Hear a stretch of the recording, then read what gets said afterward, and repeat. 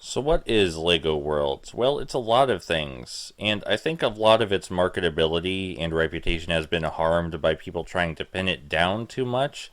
If you wanted to be honest, it's an open world adventure collectathon. That's what you should call it if you wanted to be completely honest about, oh shit, this man's getting attacked by mice. There are a lot of ways to handle combat situations. I decided, apparently, to use the wrong way to do it. See, the mice are harder to hit with melee weapons unless you use a melee weapon that swings downward, of which we have one. The ninja sword swings downward and would be much better for this situation, but in general, using ranged weaponry or a bomb would be better for this situation because the mice are made difficult to hit with melee weaponry. So we could use a big bomb to destroy the landscape and make it cleaner, so that way we could attack the mice with melee weapons easier, or we could simply use one of our mini guns to snipe the mice, which would also go faster, but we got the job done.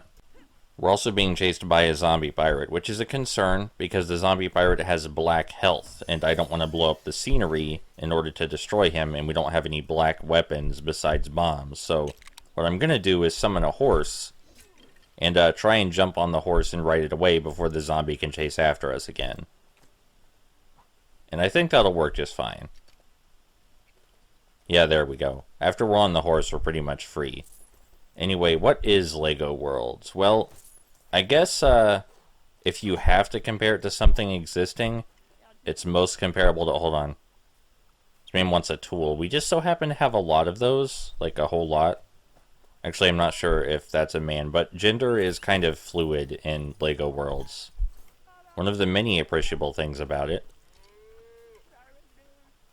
I would love to give you the tool, but the horses keep getting in the way, sir. Enjoy your shovel. It looks like you're going to need it out here.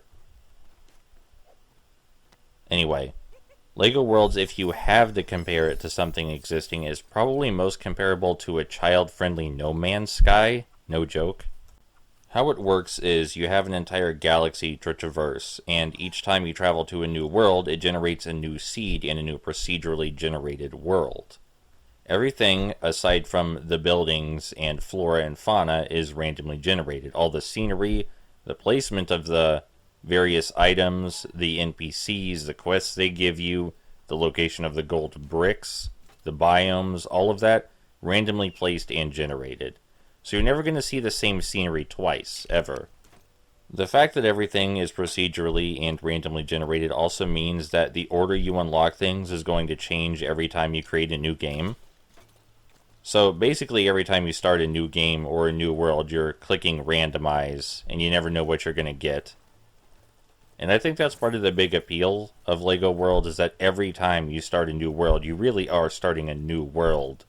And sure, it's possible someone somewhere has gotten that same seed before, but many of those seeds are going to be unique to you as a person, especially since LEGO World's player base isn't too big, sadly. We've entered the Mushroom Forest biome, which is one of my favorites. You can get the attention of some NPCs and see if they have a quest for you if they don't already have an exclamation mark above their head. Green quest marker means green quest dialogue means I've already done that quest, but I can still redo it to get more money or another reward. So you can redo quests you've already done, meaning there's always going to be an NPC with something for you to do. This is much better than most LEGO games, where after you complete an NPC's quest, it's just done. Also, this guy wants water, so we're going to take out our paint tool and find some nice place to put some river water, because he wants water, and rather than lead him all the way to the ocean, we're just going to make some water ourselves. So another big appeal, I think, of LEGO Worlds is being able to literally paint something to change its properties. Like, we just painted the ground, and now it's water. How cool is that we just painted the ground water, and we're going to lead this man over to water? I think that's fucking awesome, and I think people need to understand how fucking awesome that is. And what other game can you paint the ground and it changes it into water? We also unfortunately changed a piece of the scenery into water I didn't mean to, but using the landscape tool we can fix that by erasing it. There's also a man bouncing on a mushroom over there. It seems like he's having a good time. It's worth noting that every piece of the scenery you see you can recreate using the Lego bricks the game gives you. Like, if you can build it with traditional Legos, you can build it in this game. Anything you can build with Legos can be built in LEGO Worlds. Hey, I would like to talk to you. So I'm going to remove that mushroom so we can have a little chat. She wants a broom to fly with. Well, we just so happen to have a flying broom, one of the earliest vehicles I found. But, you know, since this game is random, you could find a flying broom in the first few seconds. You could never find one at all. You could finish the game without finding one. It all depends on what world you get and how the dice roll. So, the primary focus of this game, if we're going by the adventure mode that I'm playing, which is the main mode of the game, the primary focus is on exploration. And I really like open world games focused on exploration. It helps that in addition to exploration, what you do when you arrive at the locations is help people. Like these beautiful, and I'm going to keep using the word beautiful, these beautiful randomly generated landscapes, each one of them unique. You walk around them, and then there are just people that need your help with something. And I like helping people. And the fact that you have god powers to help people with just makes it better. I like all these fishermen hanging out in the mushroom forest that want to do fishing-related things. I feel like they may be in the wrong biome. I mean, they're not in the wrong biome. It's just that that's the joke, is that they're not near water and they want to do fishing things. The reason we're able to summon all these things, you know, like all these creatures, all of these vehicles, everything we've been able to summon so far, that's because we have the Discover tool. And using... This lady wants ice cream. That's understandable. So, the reason we're able to summon all these things with the Discover tool is because we found these items in the environment and discovered them. You can point the Discover tool at any non-scenery object in the environment, and you can discover it. For example, I know somewhere in here we have a box full of ice cream, and I'm going to look for that while I talk about this, but you can collect anything in the environment, not just the scenery, but any of the items, any of the flora, any of the fauna, and summon it anywhere you like. Often to help people if you're playing the main adventure mode, but you can also use it to create your own worlds and your own scenery and your own towns, your own biomes. We're going to break this ice cream box that I summoned so we can give her some ice cream, because she doesn't want to take it from the box herself. So basically, this game is about wandering around, exploring randomly generated, again, beautiful landscapes, and when you get there, you help people with their problems. So it's like No Man's Sky mixed with Scribblenauts or No Man's Sky mixed with My Sims Kingdom. You travel around an open world and help people using your creative god powers.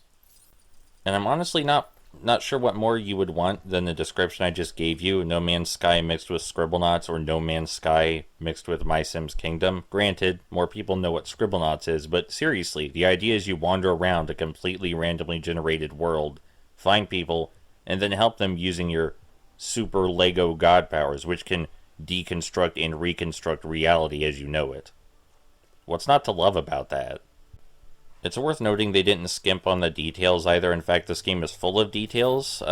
One of the more minor ones is that after you feed a creature, it will follow you indefinitely, and you can just get a whole parade of creatures following you. Look at how cool this mountain looks. There's a helicopter sliding down the mountain because it spawned in the wrong place, but that's okay. We're going to go get a look at that helicopter to see if I haven't discovered it yet. And if I haven't, then we're going to discover it right now for use later. Yeah, okay. See, I just discovered that helicopter, and now after purchasing it, I can use it wherever I like.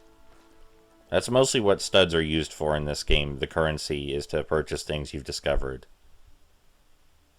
It appears that my octopus friend, who was following us, has gotten stuck in the ground, which is unfortunate. But, you know, that's going to happen sometimes in an open world game with a completely randomly generated landscape.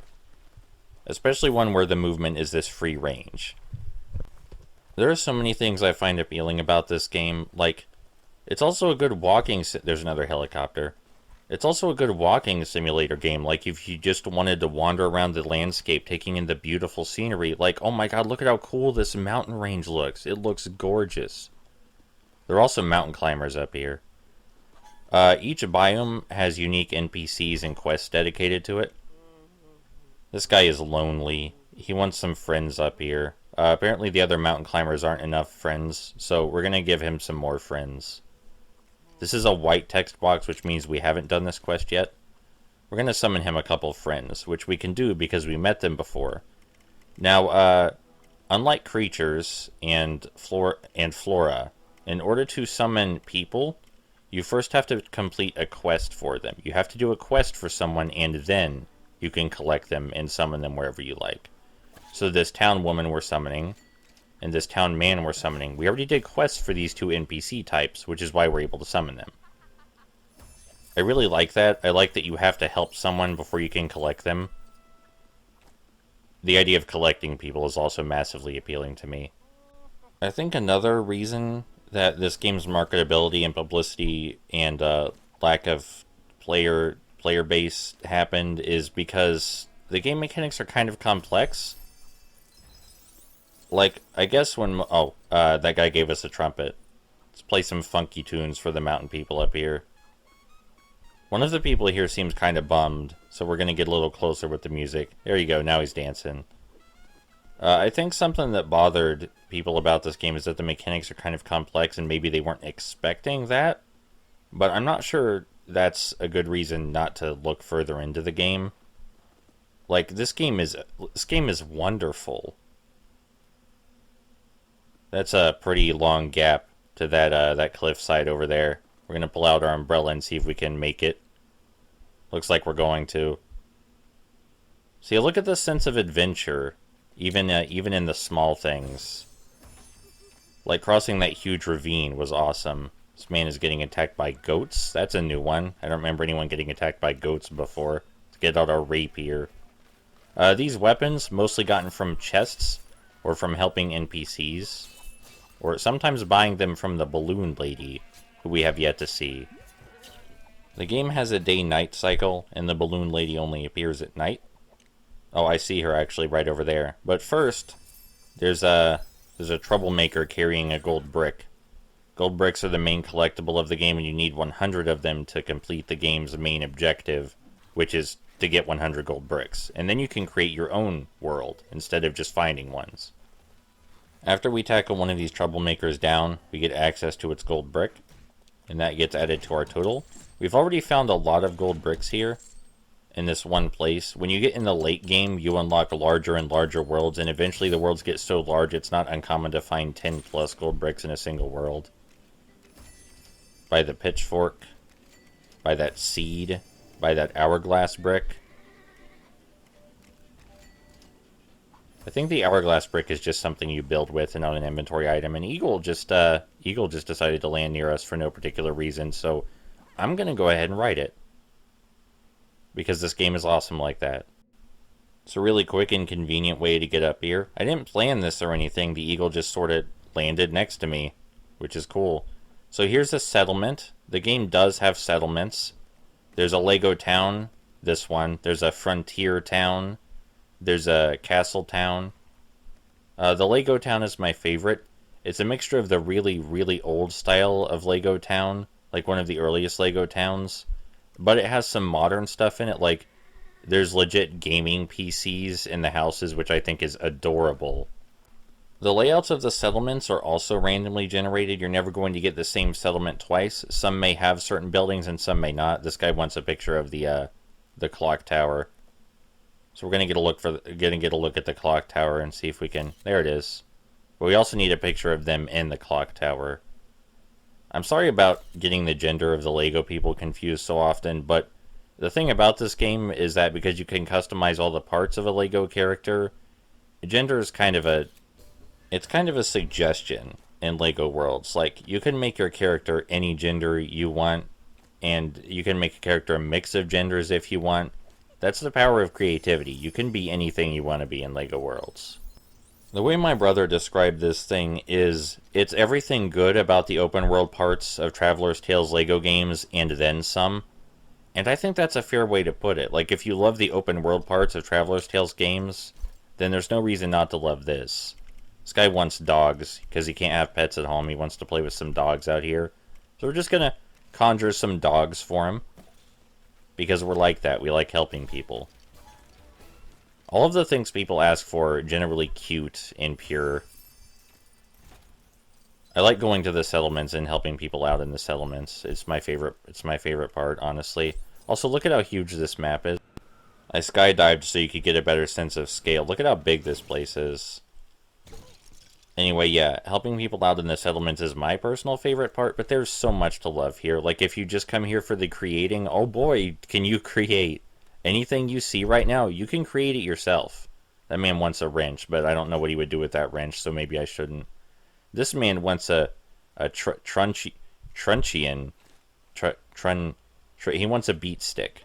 So we're going to give him a beat stick. So that way he can patrol the streets better. And in return, he gave us a donut. Donuts are actually in very high demand, especially in the junkyard biome. Also, this game spells donut properly. It spells it D-O-U-G-H, nut, which is the only way to spell donut as far as I'm concerned. This guy's house needs repaired. There's a big hole in it. And we can repair it brick by brick, which is exactly what we're going to do. Just give me a moment here. Not exactly a perfect repair job, but, you know, I think it's better than most, and at least I made it the right color. Can also go inside that man's house and dick around with his stuff if we wanted to, but I'm more concerned with helping the people out here. This guy wants a banana. He just wants a banana. I would love to give him a banana, but it seems that someone's under attack at the moment. Those yellow arrows are pointing us to bad guys that we need to defeat because someone's being attacked currently. They appear to be robbers, and we can beat them with this troll club I picked up off a troll. Because of course we can. There are a variety of melee weapons, some more useful than others. I just like the thunk sound the troll club makes. One of the robbers appears to be inside this house. So it's time to play some Skyrim. Do some first-person melee combat, if you will. In general, when you're entering a building in this game, you want to enter it in first person. Entering a building in third person, not advisable. Because, you know, the camera's just a lot more manageable in first person when you're inside a building. Anyway, there we go. We helped whoever was being attacked. I'm not quite sure who it was still. Whoever it was threw us money, but they appeared to be invisible. Don't worry about it. Now, I believe we were trying to help a man who wanted a banana. And here's your banana, sir. Sorry it took so long. We were being superheroes with a troll club. We didn't even destroy the town in the process. You're welcome. Looks like we got the town hall from that man. Sometimes people can give you Lego build. And this person's being attacked by thugs, too. This place is just full of crime today. As I was saying earlier, some weapons are more effective than others. Most melee weapons clearly meant to be weapons are okay. But jump attacks aren't really a good idea unless that's your only option at the moment. I am using a customly created character right now, of which I have like 8. And the customization is really, really good in this game. It's better for your... Oh, another troublemaker with a gold brick. It's better for your Lego creations than for your character, but any amount of customization in this game is really good. Like, anything you can customize is great. There's an empty plot of land here, and I'm not a big fan of that. This place should really have more buildings in it. You know, it's supposed to be this bustling town. So we're going to look in our Lego builds to see what buildings we can possibly put down. We have a lot to choose from. I've copied at least 2 comfy snow cabins from the environment. Nah, that's the wrong one. I don't want to use that one. Let's use the other one. They both have snow inside of them, but I think that's part of the appeal of the atmosphere of these snow cabins is that they got snow in them. They also have snowballs on the porch, so you can just grab some snowballs and chuck them at people if you feel like it. That will make them pissed, of course, but, you know. We're still contributing to the town by putting this cabin here. It's a free house, alright?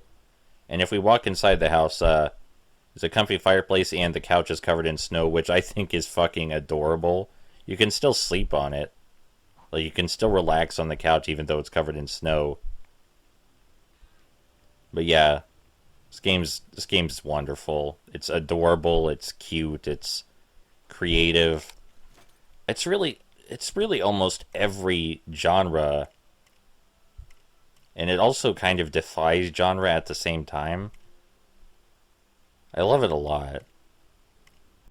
I mean, as someone who obsessively plays the Lego games, this is no doubt the best Lego game. This is the Lego the movie of Lego games. This is Lego games taken to its highest possible concept realization. Wow, this house is great. I don't even remember when I got this one, but holy shit, is it gorgeous. Someone's gonna want to live here, I know that. Oh, it looks like we didn't even unlock all the stuff in here yet, either. Hot damn. I don't even remember when I got this one. But I'm glad I did. Anyway, I mean, you can see the magic and the beauty in all this, right? Like, I'm not crazy. This game is just wonderful. It's amazing. It's heartfelt. It's sweet. It's everything. It's like the manifest of some video game dream I had one time. Something that I thought definitely couldn't be real, but exists in real life somehow. That lady wants a hammer and we don't have one. If I haven't sold you on LEGO Worlds with this video, I don't know what to do. I mean, I hope that seeing this, anyone interested in open world games or creative sandbox type games or any of the genres this game represents, I hope they'd be on board by now, because this is just wonderful. I love this game so much. It's just a really beautiful experience to me. I don't know. This game deserves a lot more than it got. There's a lot of reasons it didn't do so well. The mechanics are complex. The name is unassuming. That's probably a big one.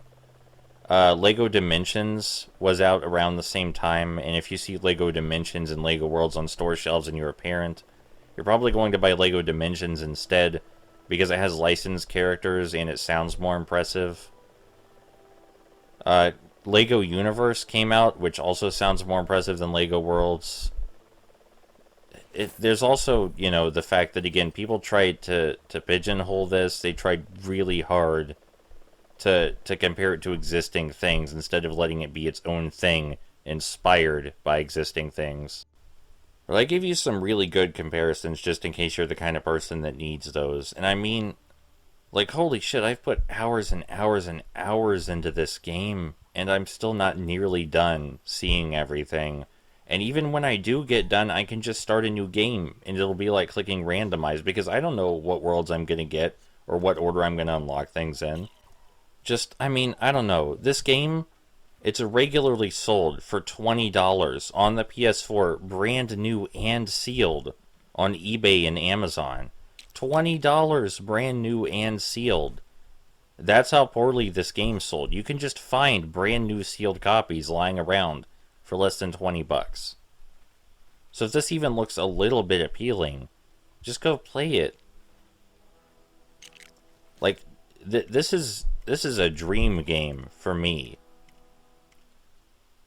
So it's just one of the most beautiful things I've ever played, and I love games a lot, but this really takes the fucking cake for me. So yeah, please go play LEGO Worlds if you have the capacity to do so.